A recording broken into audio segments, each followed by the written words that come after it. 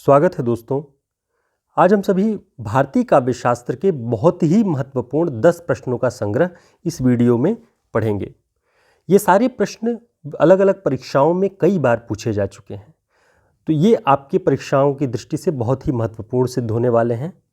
पहला प्रश्न है, भरत मुनि के प्रसिद्ध ग्रंथ का नाम क्या है? भरत मुनि के प्रसिद्ध ग्रंथ का नाम नाट्यशास्त्र है।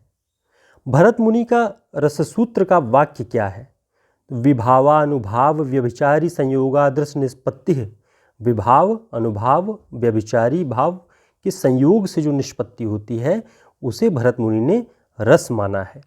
जब भी यह पंक्ति पूछी जाए कि इसके रचनाकार कौन हैं, भरत मुनि, और यह किस ग्रंथ में है, तो नाट्यशास्त्र में, ये आपको ध्यान में रखना है।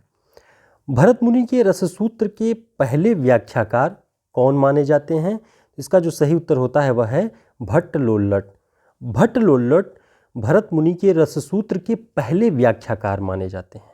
इसे आप याद रखिएगा।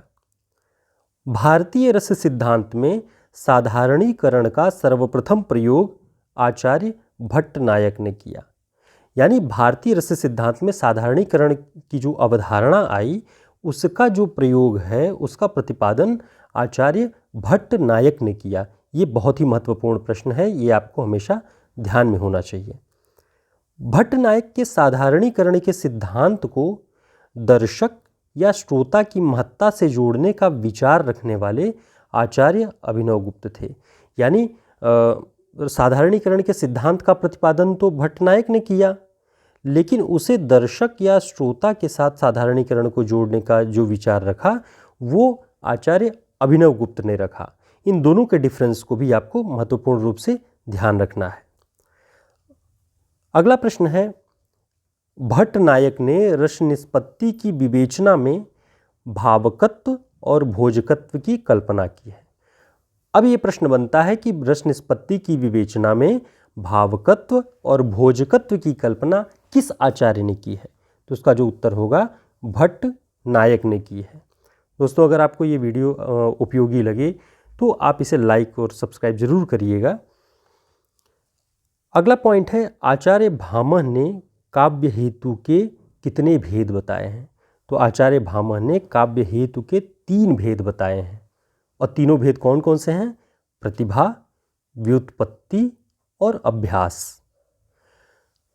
आचार्य राजशेखर प्रतिभा के 2 भेद करते हैं, कार्यत्री प्रतिभा और भावित्री प्रतिभा। आपको ध्यान में ये बात रखनी है कि जब पूछे कि प्रतिभा काव्य हेतु के रूप में प्रतिभा का 2 भागों में विभाजन किसने किया है, तो आचार्य राजशेखर। और किन रूपों में? कार्यत्री प्रतिभा और भावित्री प्रतिभा।